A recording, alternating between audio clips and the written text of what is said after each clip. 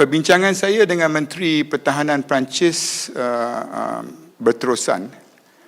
Tetapi yang lebih penting ialah untuk kita di Malaysia ni untuk memutuskan hala tuju penyelesaian isu LCS. Dan kita dah sampai ke peringkat Jemaah Menteri. Dan Jemaah Menteri telah pun membincangkan perkara ini 3 kali. Dan satu jawatan kuasa menteri yang dipengerusikan oleh Datuk Mustafa Mohamed pun telah bermesyuarat 2 kali, mungkin sekali lagi sebelum kita bentangkan perkara ini ke Kabinet. Yang penting bagi kita ialah kapal-kapal yang telah pun dipersetujui dan dirancang dapat kita sampaikan kepada pihak Tentera Laut di Raja Malaysia. Kedua ialah untuk memastikan syarikat-syarikat yang terlibat dengan pihak-pihak berkepentingan juga dapat pembelaan. Lebih-lebih lagi mereka yang bekerja di dalam vendor-vendor di mana ramai di antaranya merupakan veteran-veteran ATM. Dan perkara ketiga, kalau ianya tak diselesaikan, mungkin boleh menjejaskan kedudukan kewangan LTAT sendiri. Dan itu akan membawa kesan kepada pencarum-pencarum kita. Jadi suka tak suka, saya rasa di semua peringkat, sama ada di peringkat Parlimen, di peringkat PAC, yang kita telah pun dipanggil beberapa kali untuk menjawab soalan-soalan mereka. Untuk pengetahuan, MINDEF telah menandatangani kontrak tambahan bagi menghidupkan semula projek kapal pesisir. Kementerian Pertahanan dan Boston Naval Shipyard Sdn Bhd BNS telah menandatangani kontrak tambahan kelima pada 31 Mei lepas untuk memulihkan projek kapal tempur persisir LCS. BNS ialah syarikat bersekutu Boston Heavy Industries Corporation Berhad BHIC. Di dalam satu kenyataan sebelum ini, Ketua Pegawai Eksekutif BHIC Sharifuddin Muhammad Zaini Al-Manaf berkata projek itu telah terhenti semenjak 2019. Objektif utama kontrak tambahan ini adalah untuk membolehkan aktiviti mobilisasi semula bagi membolehkan BNS menyambung semula pembayaran kepada pemiutang, pengilang peralatan asal dan juga institusi kewangan. Beberapa bulan akan datang adalah penting untuk BNS membuat penilaian menyeluruh terhadap keadaan semua peralatan dan kapal yang sedia ada di dalam peringkat pembinaan masing-masing, katanya. Di bawah rancangan semula LCS, kerajaan akan menubuhkan jawatan kuasa pemantauan projek bagi menyelia projek sepanjang tempoh mobilisasi. Sharifuddin juga berkata dengan pasukan pengurusan projek yang berpengalaman dan berkelayakan serta kemudahan yang dimiliki BHIC, syarikat itu boleh berharap untuk terus menyumbang kepada pengukuhan armada Tentera Laut Diraja Malaysia TLDM demi menjaga keselamatan dan juga kepentingan maritim Malaysia. Pada 22 April lepas, Menteri Pertahanan Hishamuddin Hussein telah mengumumkan bahawa Kabinet telah sebulat suara bersetuju untuk meneruskan perolehan LCS untuk TLDM. BNS telah dianugerahkan kontrak bernilai RM9 bilion pada tahun 2011 untuk membina 6 unit LCS.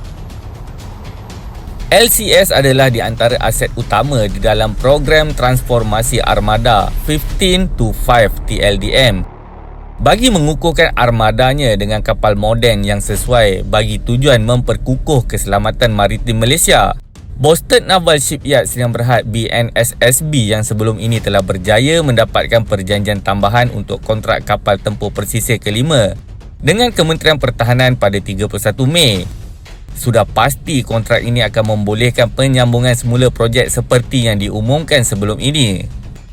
Kontrak itu telah ditandatangani oleh Ketua Setiausaha Kementerian Pertahanan Datuk Seri Muiz Abdul Aziz dan juga Ketua Pegawai Eksekutif LTAT Ahmad Nazim Abdul Rahman. Boston Naval Shipyard Sdn Bhd BNS telah menerima surat anugerah daripada Kementerian Pertahanan pada tahun 2011 untuk mereka bentuk, membina, melengkapkan, memasang, mentauliahkan, menyepadukan, menguji dan menjalankan ujian untuk menghantar 6 kapal peronda generasi kedua LCS kelas frigate dengan nilai kontrak sebanyak RM9 bilion. Kapal pertama sepatutnya telah dihantar pada April 2019 Walau bagaimanapun tidak ada satu pun kapal telah berjaya disiapkan walaupun kerajaan telah membayar syarikat itu kira-kira RM6 bilion. Bagaimanapun, kerajaan pada Mei tahun lepas telah mengumumkan untuk meneruskan program kapal tempur literal LCS yang tertangguh untuk kegunaan tentera laut diraja Malaysia bagi mengukuhkan keupayaan pertahanan negara selain menyokong industri pertahanan negara.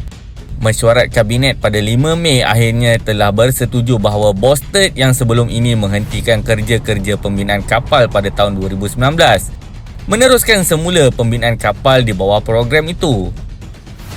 Bosted Group yang memiliki Bosted Naval Shipyard BNS adalah kontraktor utama untuk projek pembinaan kapal dengan kerjasama limbungan kapal daripada Perancis Naval Group. Program untuk membina 6 kapal bereka bentuk Going yang seberat 3,000 tan telah ditetapkan sebagai kapal tempur literal LCS kelas Bahar Raja Lela dan merupakan salah satu projek pembinaan kapal terbesar di rantau ini. Sudah tentu, admin yakin bahawa ianya akan disiapkan mengikut perancangan dan ini secara tidak langsung akan menutup mulut mereka yang sering mengutuk kapal Maharogol Lele lah, kapal Halimunan lah dan sebagainya. Sebenarnya, tidak salah jika ingin mengulas aset sesuatu negara. Akan tetapi, biarlah berasas.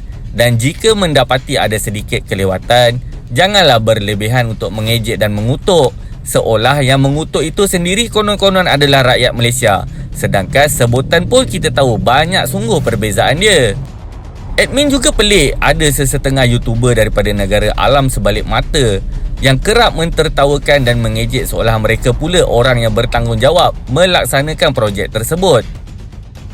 Walau bagaimanapun bagi admin, apabila kerajaan masih berminat meneruskan pembinaan projek ini, ianya adalah petanda yang baik dan sekaligus akan menjadi benchmark akan keupayaan Malaysia di persada dunia.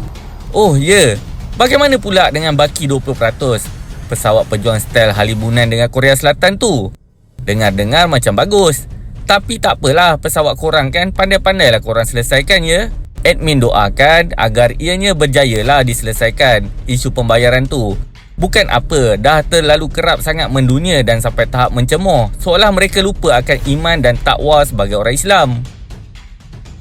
Apapun, admin doakan yang terbaik untuk mereka dan suatu hari nanti admin juga ingin melihat pesawat itu terbang sambil mengisi minyak di udara. Tapi insya-Allah lah jika pesawat tu sampai.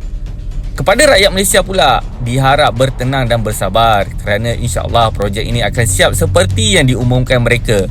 Sama-samalah kita doakan yang terbaik untuk negara kita kerana doa adalah senjata paling ampuh untuk orang Islam, bukannya dengan mencemooh. Untuk pengetahuan korang kan, ini sebenarnya baru kali pertama admin berminat nak ulas pasal projek LCS ni tau. Assalamualaikum.